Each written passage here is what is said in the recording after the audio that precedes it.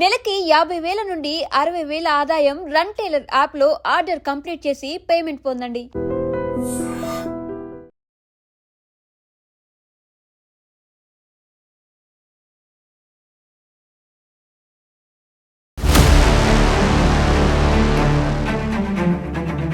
మా ఏరియాకి అయితే సేఫ్టీ, ఎందుకన్నా ముస్లిమ్స్ వాళ్ళనైతే సేఫ్టీ ఉంటుంది అనమాట.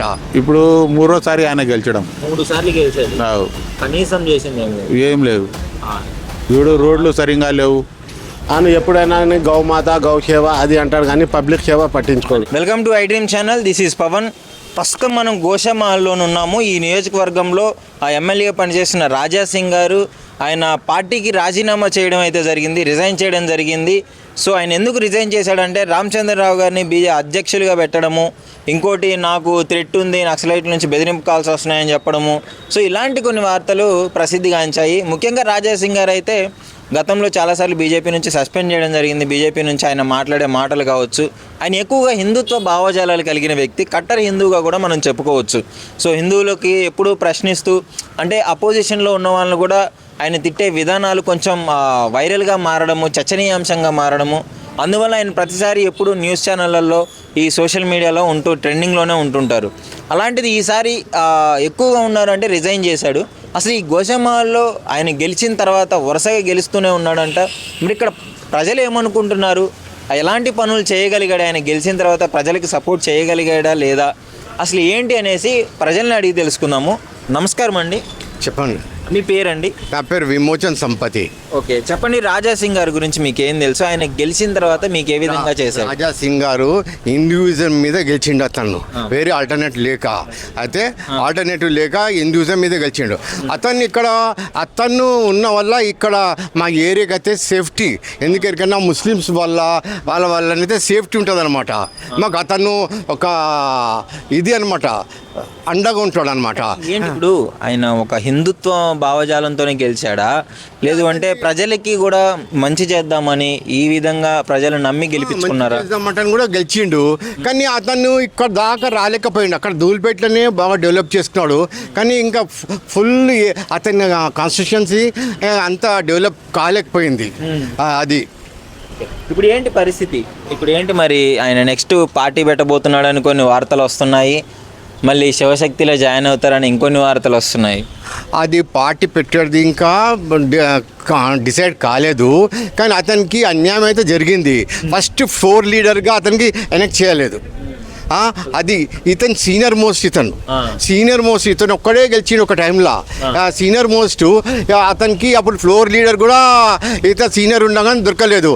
రిప్రజెంట్ చేసింది ఇతనే ఇక్కడ తెలంగాణలో. అప్పుడు సింగిల్గా ఉండే తను పూర్తిగా ఏపీలో. దాని తర్వాత ఇప్పుడు కూడా అతనికి ప్రెసిడెంట్షిప్ కూడా దొరకలేదు, ఎందుకంటే 3 సైన్ చేసిండ్రు. 7 వాళ్ళు థ్రెట్ వాళ్ళ సీనియర్స్ వాళ్ళ థ్రెట్ ఉన్నదంట అని వాళ్ళు 7 మంది చేయలేక ఇతను ఆ బీజేపీకి అతను రిజైన్ చేసిండు. పార్టీకి రిజైన్ చేసిండు కానీ ఎమ్మెల్యేకి చేయలే. మరి నామినేషన్ వేయాలంటే దాదాపు 10 మంది సైన్లు కావాలి, మరి ఈయనకి లేదు కదా. 3 చేసిండ్రు, ఇంకా 7 మంది ఎవరు ముంగటికి రాలేదు, ఎందుకన్నా వాళ్ళ సీనియర్స్ వాళ్ళ భయంతోనే. అంతే. మొత్తానికి ఏమంటారు, రాజా సింగ్ గారు మంచి చేయగలిగాడా లేదా ఉన్న పరిపాలనలో? మంచిగా చేసిండు అతను. నెక్స్ట్ ఒకవేళ ఆయన ఎలక్షన్లో పోటీ చేస్తే ఏ పార్టీ తరపున చేసినా గెలిచే అవకాశం ఉందా? డౌట్ఫుల్ అండి. డౌట్ఫుల్ అంటారు. ఎందుకంటే ఇక్కడ మార్వాడీస్ ఉన్నారు, అందరూ బీజేపీకే సపోర్ట్ చేస్తారు, పార్టీకి సపోర్ట్ చేస్తారు వాళ్ళు. ఇక్కడ మెజారిటీ అంతా మార్వాడీస్ ఉన్నారు, మార్వాడీస్ వాళ్ళు బీజేపీకి సపోర్ట్ చేస్తారు. అప్పుడు డౌట్ఫుల్ అండి. ఇతను బీజేపీ ఉన్న వల్ల అన్నీ అనుకూలంగా ఉంటాయి. మొత్తానికి ఆయన బీజేపీ తరపున ఉండడం వల్లే గెలిచాడు, కానీ ఆయన పర్సనల్గా ఆయన చూసి మాత్రం ఎవరు ఓటు వేయలేదు. అవును, అంటే అతనికి ఎవరు గుర్తుపట్టరు కదా, అది దానివల్ల. అది హిందూయిజం వల్ల ఇక్కడ ముస్లింలతో మంచిగా ఇది అంటే వాళ్ళకు కరెక్ట్ ఫిట్టింగ్ రిప్లై ఇస్తుండే. దానివల్ల అతను అట్రాక్ట్ అయిపోయాడు హిందూయిజంకు, పబ్లిక్కు, ఓటర్స్కు గిట. ఓకే, మొత్తానికి ఏమంటారు మరి రాజాసింగ్ గారి గురించి? అతను మంచోడేనండి, కానీ పార్టీ నుంచి వెళ్ళిపోయిండు. ఇక్కడ లేకుంటే అతనికి వేరేది ఎక్కడన్నా యూపీలో ఎక్కడనో అతను యోగి ఇతను మంచి క్లోజ్ ఫ్రెండ్, అక్కడన్నా తీసుకుంటాడు. అతనికి ఎక్కడ ఏం ఇది లేదు. సరే, థ్యాంక్ యూ. అరే okay sir, thank you. Next Raja Singh గారు కొత్త పార్టీ పెట్టినా లేదంటే వేరే పార్టీలో బీజేపీకి యాంటీగా పోటీ చేసినా గెలుస్తాడా గెలవడా? రాజాసింగ్ గారు బీజేపీకి యాంటీ వెళ్ళడం లేదు.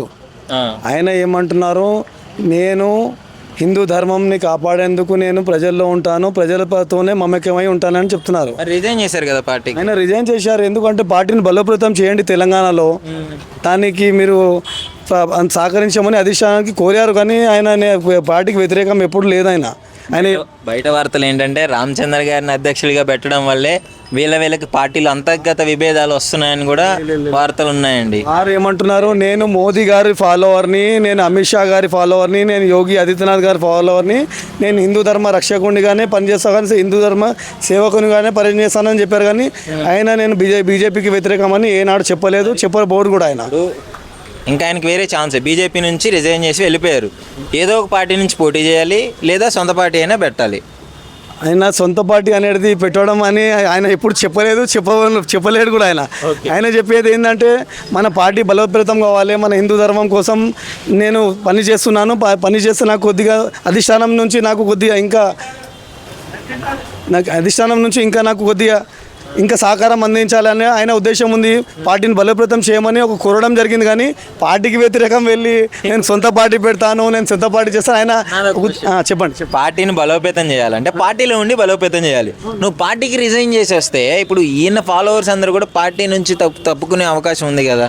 ఇగోండి, పార్టీ నుంచి అంటే ఆయన ఏమంటున్నాడు, కష్టపడే వాళ్ళు కూడా చూడండి, పార్టీలో అందరు కష్టపడతారు, కొద్దిగా ముందుకు వెళ్తారు, కొద్దిగా వెనుకుంటారు. కానీ అదే కదా, ఇప్పుడు ఆయన కష్టపడే వాళ్ళని చూడలేదంటే ఈయనకి ఇవ్వకుండా అధ్యక్ష పదవి రామచంద్ర గారికి ఇచ్చారనే కదా. ఆయన నాకు ఇవ్వమని అయితే ఉద్దేశపూర్వకంగా చెప్పలేడు కదా ఎప్పుడైనా. నాకు ఇవ్వలేదు, నాకు చేయలేదు అన్నారు కదా. అధిష్టానం నిర్ణయంది కట్టుబడి ఉంటామని చెప్తున్నారు. ఆయన అధిష్టానానికి పార్టీకి వ్యతిరేకం అయితే లేదు కదా. అధిష్టాన నిర్ణయాలకు కట్టుబడి ఉంటే ఈయన రిజైన్ చేయకూడదు. పార్టీకి ఏమంటున్నారు, ఆయన ఒక మెసేజ్ ఇస్తున్నారు, పార్టీ బలోపేతం కావాలంటే ఒక మంచి అధ్యక్షుడిని ఎన్నుకోండి. పార్టీ పరంగా తెలంగాణలో మంచిగా ఉంది ఇప్పుడు పార్టీది, దానికి మీరు ఎందుకు ఆలోచన చేస్తలేరని పార్టీకి ఒక మెసేజ్ ఇస్తున్నారన్నమాట. ఆయన ఏం పార్టీకి వ్యతిరేకం ఎవరికి వ్యతిరేకం కాలేదు. ఆయన ప్రజల మనిషి, మన హిందూ ధర్మాన్ని కాపాడే వ్యక్తి, గోరక్షకుడు. ఆయన హిందూ హృదయ సమ్రాట్ అని ఆయన ఒక పేరు తెచ్చుకో, గుర్తింపు సంపాదించుకున్నారు ప్రజల మనసులో. అవును, కట్టర్ హిందూగా ఆయనకి కాషాయ వస్త్రం పైన ఉన్న అభిమానం కావచ్చు, హిందువులపై ఉన్న ఆయనకి హిందువుల గురించి పోరాడే తత్వం కావచ్చు, గోవుల గురించి కావచ్చు, ఇవన్నీ ఓకే. బట్ ప్రజల్లో ఆయనకంటూ ఒక సొంత గుర్తింపు లేదు. అన్ని పార్టీ తరపున వచ్చినవే కానీ 3 సార్లు గెలిచిన తర్వాత కూడా ఆయనకి సొంత గుర్తింపు లేకుండా పోయింది అని చెప్పేసి కొంతమంది భావన. సొంత గుర్తింపు అంటే డెవలప్మెంట్ చేస్తలేడా? అదే అంటున్నా. ఏం చేస్తలేరు, ఏం చేయలేదండి. ఇప్పుడు మన చాక్నావాడిలో రోడ్లు కానివ్వండి, వాటర్ లైన్ కానివ్వండి, సివరేజ్ లైన్ కానివ్వండి, అన్నీ చేపిస్తున్నాడు. ఆయనకు ఒక గైడింగ్ లేదు. గైడింగ్ అంటే లోకల్ పీపుల్ ఉండాలి, లోకల్ లీడర్స్ ఉంటారు కదా. ఇది కావాలంటే ఎమ్మెల్యే గారు మాకు ఇది కావాలంటే ఆయన చేస్తారు. అన్ని ఎమ్మెల్యే గారు వెళ్ళి చేయలేరు కదా. లోకల్ స్థాయి లీడర్లు ఉండి, మా బస్సీలో ఈ ప్రాబ్లం ఉంది, మాకు డ్రైనేజ్ ప్రాబ్లం ఉంది, మాకు ఎలక్ట్రిసిటీ ప్రాబ్లం ఉంది, మాకు సివరేజ్ ప్రాబ్లం ఉంది, మాకు వాటర్ ప్రాబ్లం ఉంది, పొల్యూషన్ వాటర్ ఉంది, అది ఎమ్మెల్యే గారి దృష్టికి తీసుకెళ్ళాలి. ఆయన ఇమీడియట్గా స్పందిస్తాడు. అధికారులను ఫోన్ చేసి మనకు అధికారులకు కోఆర్డినేట్ చేసి ఆయన పని చేపిస్తాడు. మనం పని చేయించుకోకుండా ఆయన మీద మనం బురద జల్లడం తప్పండి నాకు తెలిసినంత. ఫైనల్ క్వశ్చన్, ఇప్పుడు రాజాసింగ్ గారు మరి నెక్స్ట్ ఎలక్షన్కి పోటీ ఎలా చేయబోతున్నాడు? ఇదే పార్టీలోకి వస్తాడంటారు మళ్ళీ బీజేపీలోకే? అది అధిష్టాన నిర్ణయం. రాజాసింగ్ గారు అయితే అదే పార్టీలో ఉంటారు. ఆయన హిందూ ధర్మం వ్యక్తి, ఆయన హిందువుల మనోభావాలని అర్థం చేసుకునే వ్యక్తి, ఆయన హిందూ హృదయ సమ్రాట్ అని ఆయన గుర్తింపు ఉంది, గోరక్షకుడు. తప్పకుండా ఆయన పార్టీని వీడబోడు, ఆయన పార్టీకి వ్యతిరేకంగా ఉండరు నాకు తెలిసినంత వరకు అయితే. థ్యాంక్ యూ అండి. Okay, thank you sir. నమస్కారం అండి. నమస్కారం. గోషామహల్లో రాజాసింగ్ గారి పరిస్థితి ఎలా ఉంది? ఇప్పుడు ఆయన బీజేపీకి రాజీనామా చేసిన తర్వాత ప్రజల మద్దతు ఉంటుందా లేదా? ఇప్పుడు బీజేపీకి నుంచి ఇప్పుడు పార్టీ ముఖం చూసి అందరు వేసిర్రు వాళ్ళకు.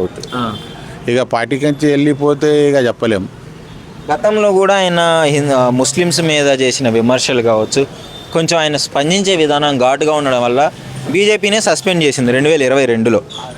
ఇగో మతం తుర్కాయన మేము హిందువులం అవి కామన్గా పార్టీలో అంత ఇది ఏం లేదు. కానీ ప్రజలకి ఏంది మంచిగా చేయాలి, మంచిగా ఉండాలి అంతే. ఇక అందరూ తుర్కళ్ళు కూడా కారోబార్ చేస్తారు, హిందువులు కూడా కారోబార్ చేస్తారు. అందరు ఓటు వేస్తేనే గెలుస్తారు, కానీ అట్లాంటివి ఏం లేదు. అయితే ఇప్పుడు పరిస్థితి ఎలా ఉంది మరి? ఆయన కొత్త పార్టీలోకి పోతాడంటారా, కొత్త పార్టీ పెడతారంటారా, లేదా ఉన్న పార్టీలోకి వేరే దాంట్లోకి పోతే గెలిచే అవకాశం ఉందా లేదా? వేరే పార్టీలో పోతే గెలిచే అవకాశం అయితే ఉండదు. ఇక ఏంటంటే ఈడ అంటే మొత్తం బీజేపీ నడుస్తుంది. మనిషిని చూడరు, పార్టీని బట్టి చేస్తారన్నమాట. అదేంటలా? ఎందుకంటే ఈడ అంతా ఏంటంటే హిందువులు ఎక్కువ ఉన్నారు. అది ఒక సెంటిమెంట్ అన్నమాట. అరే హిందూ బీజేపీ మన పార్టీ అన్నట్టు ఇట్లా ఉంటుంది. ఏపీని గెలిపించుకున్నాడు, సరే తప్పులేదు. మనోళ్ళు అనుకొని గెలిపించుకోవడంలో తప్పులేదు. గెలిచిన తర్వాత ప్రజలకు మంచి చేయగలిగాడా లేదా అనేది ఇంపార్టెంట్ ఇక్కడ. ఇగో చేసిండొచ్చు, ఈడైతే అంత ఏం లేదు. ఏం చేయలేదు. రాజాసింగ్ గారు ఎప్పటి నుంచి ఎమ్మెల్యేగా ఉన్నారు ఇక్కడ? ఇప్పుడు 3వ సారి ఆయన గెలిచడం. 3 సార్లు గెలిచారు. రావు, కనీసం చేసింది ఏం లేదు. చూడు, రోడ్లు సరిగ్గా లేవు, డ్రైనేజ్ సరిగ్గా లేదు. ఏదంటే హిందూ అని ఒక సెంటిమెంట్ అన్నమాట. మరి ఇప్పుడు మీకు ఇది తప్పు అనిపించట్లేదు అంటే ఒక మతాన్ని అడ్డం పెట్టుకొని గెలిచి పనులు చేయకుండా ఇట్లా ఉండడము, ప్రజలు ఇంకా మార్పు రాదంటారా? మంచికి ముందైతే పని కావాలి. మతం ఏదైనా ఉండని, మతంతో ఏం లేదు, కానీ పని కావాలి. ఏదైనా కానీ పని చేస్తే మంచిది. ఓకే, సో ఎవరైనా సరే గెలిచిన తర్వాత పని చేయగలిగితే చేస్తేనే మంచిది. ఇప్పుడు రాజాసింగ్ గారు బీజేపీ నుంచి వెళ్ళిపోవడం వల్ల ఇక్కడున్న నియోజకవర్గ ప్రజలకి లబ్ధి చేకూరిద్ది అంటారా, లేదంటే మైనస్ అంటారా? ఇగో వెళ్ళిపోయినా ఏం ఫరక్ పడదు. అంతా పార్టీనే, మన బీజేపీ పార్టీ వల్లనే ఆయన పేరు వచ్చింది. ఇక పార్టీకి నుంచి వెళ్ళిపోతే చెప్పలేము. సరే, థ్యాంక్ యూ అండి. ఓకే రైట్, నమస్కారం. कोई पार्टी आके ऑटो वालों को तो कुछ करने वाला नहीं है, कोई पार्टी नहीं है, कोई भी पार्टी वाला नहीं है, कोई भी नहीं करता.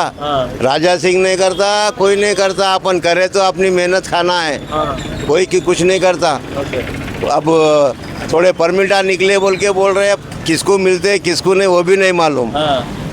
अब क्या करेंगे बोलो, क्या जाएंगे हम लोग अभी. राजा सिंह रिजाइन कर दिया ना, राजा सिंह रिजाइन करे तो क्या हुआ, उसकी जगह और कोई आता नहीं है, कोई फर्क नहीं. और एक आता उसकी जगह, उन्होंने गए तो और एक आता. फिर राजा सिंह रह के कौन सा कर रहे थे, नहीं रह के कौन सा कर रहे, खाली पार्टी का नाम था. 3 साल से एमएलए है. खाली वो गोरक्षा एक करे, बहुत बड़ी बात है. वही चेक, गोरक्षा, ओनली गोरक्षा. बस खत्म.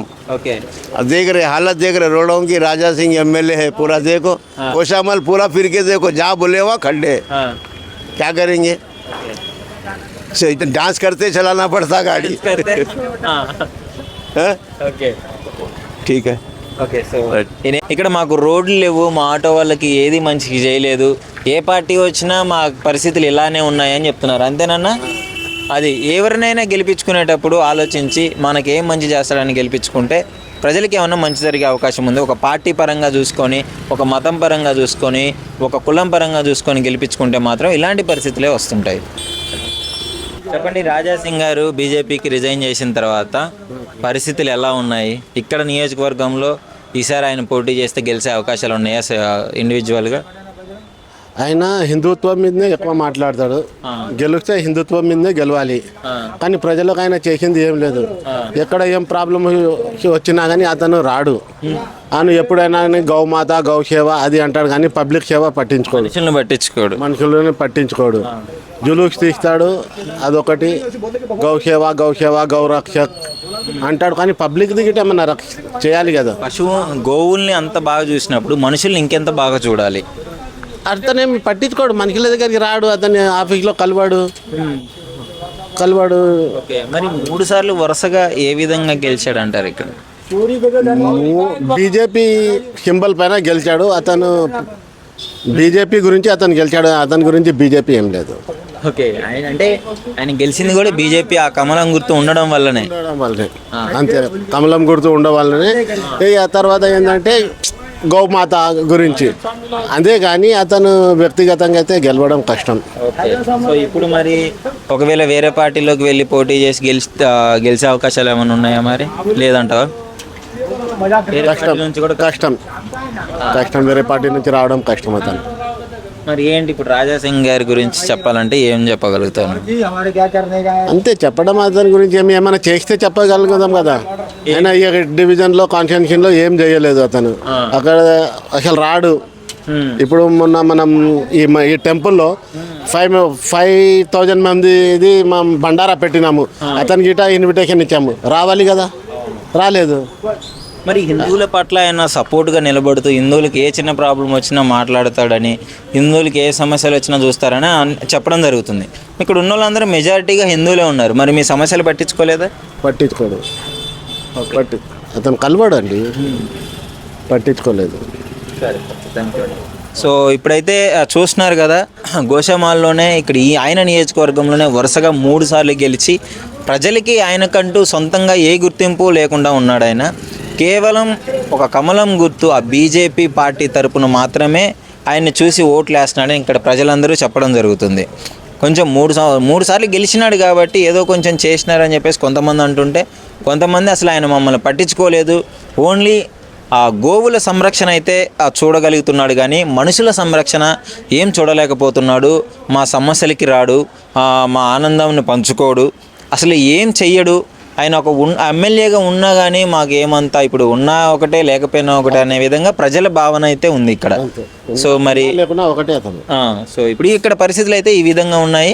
మరి చూడాలి నెక్స్ట్ రాజాసింగ్ గారు ఏ పార్టీలోకి వెళ్ళబోతున్నాడు అని చెప్పేసి, లేదా ఆయనే సొంతంగా పార్టీ పెడతాడా అని కూడా తెలియట్లేదు. అసలు మీ అభిప్రాయం ఏంటి? ముఖ్యంగా హిందువుల పట్ల ఆయన సపోర్ట్గా నిలబడుతున్నాడు అని చెప్పేసి కొంతమంది అంటుంటే, మేము హిందువులు అయినా సరే మమ్మల్ని పట్టించుకోలేదు అని కొంతమంది అంటున్నారు.